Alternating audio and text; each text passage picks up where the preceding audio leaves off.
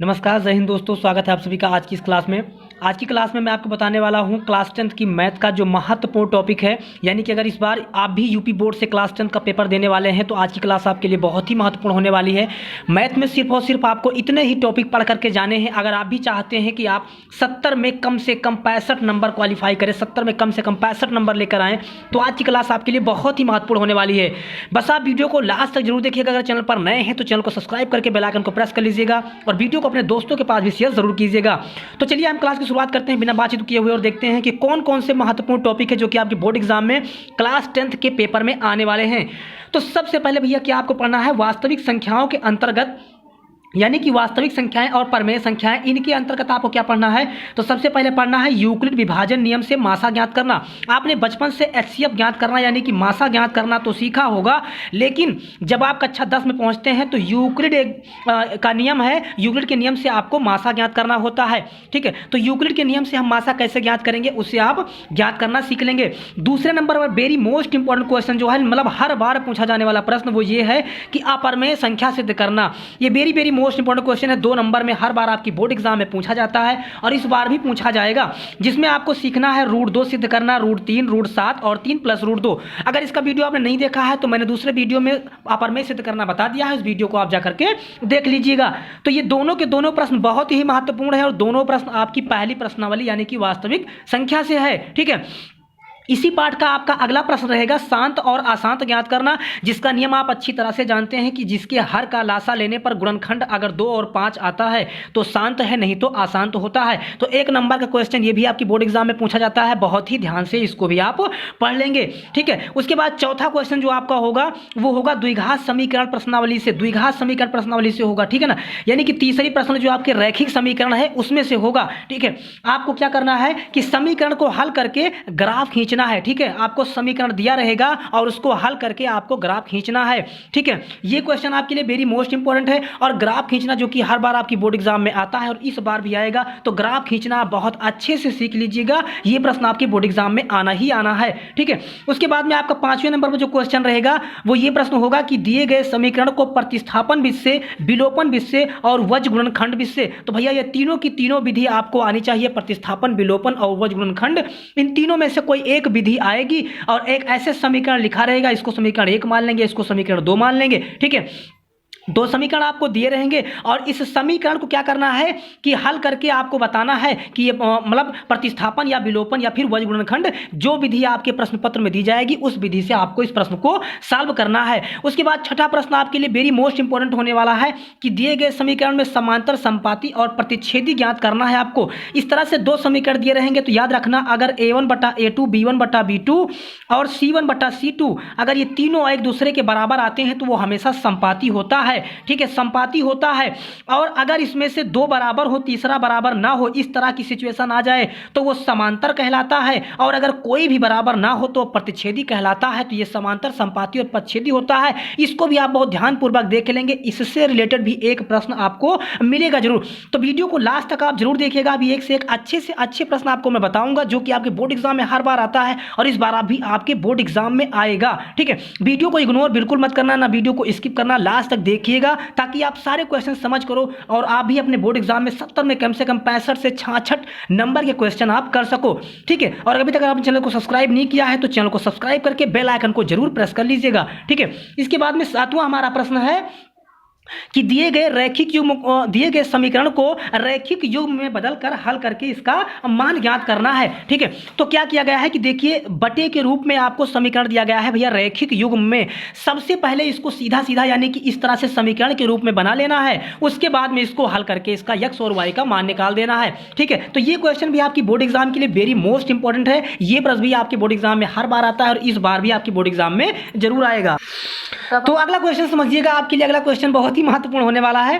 ठीक है, अगला क्वेश्चन आपका होगा कि दिया गया समीकरण द्विघात समीकरण है कि नहीं है, आपको ज्ञात करना है। ठीक है, आपको देखिए इस तरह से समीकरण दिए जाएंगे, इनको हल करके ये पता लगाना होगा भैया कि ये द्विघात समीकरण है कि नहीं है। तो आप जानते हैं कि अगर कोई भी समीकरण ax² + bx + c = 0 अगर इस रूप में आ जाता है तो वो द्विघात समीकरण होता है, ये आपको अच्छी तरह से पता होगा। ठीक है, और अगर नहीं पता है तो अब भी आप समझ लीजिएगा, देख लीजिएगा। उसके बाद 9 नंबर पर आपको क्या पढ़ना, देखिए जो भी क्वेश्चन में आज आप आपको बता रहा हूं इतना तो आपको पढ़ करके ही जाना है, ठीक है। और इसके अतिरिक्त आपको कुछ भी पढ़ने के पीछे अपना समय लॉस नहीं करना है, क्योंकि आपका बोर्ड एग्जाम बिल्कुल सन्निकट है। बस कुछ ही दिनों में आपके बोर्ड एग्जाम की परीक्षाएं शुरू हो रही हैं, तो इतने टॉपिक आपको कम से कम पढ़ करके जाने हैं, ठीक है। अगला क्वेश्चन आपको पढ़ना होगा कि गुणनखंड विधि से निम्न द्विघात समीकरणों के मूल ज्ञात कीजिए, ठीक है। यानी कि इस समीकरण को हल करेंगे और हमारा मूल क्या आएगा, मान क्या आएगा, उसको ज्ञात करना है। तो गुणनखंड लगाना अगर आप नहीं जानते हैं तो आज से ही गुणनखंड लगाना सीख लीजिए, क्योंकि इसका भी एक क्वेश्चन आपकी बोर्ड एग्जाम में आने वाला है। अगला प्रश्न आपका होगा कि अस्तित्व हो तो पूर्ण वर्ग बताइए। पूर्ण वर्ग बनाने पर भी मैंने एक वीडियो अलग से बना दिया है, उसको आप जरूर देख लीजिएगा ताकि आप पूर्ण वर्ग बनाना सीख जाएं। और कम से कम 4 नंबर का ये प्रश्न आपकी बोर्ड एग्जाम में आता है, तो 4 नंबर अपने आज ही क्लियर जरूर कर लेना।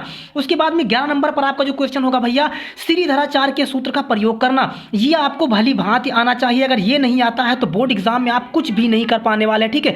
श्रीधराचार्य से रिलेटेड क्वेश्चन हर बार एक प्रश्न आपकी बोर्ड एग्जाम में आता है। इस तरह से कोई समीकरण दिया गया होगा और कहा जाएगा कि इसको श्रीधराचार्य के सूत्र पर हल कीजिए, ठीक है। तो ए, बी और सी तीनों का मान निकाल करके श्रीधराचार्य के सूत्र पर रखेंगे और उसका हल ज्ञात करेंगे। तो 11वें नंबर पर यह टॉपिक आपको जरूर पढ़ करके अपने बोर्ड एग्जाम में जाना है।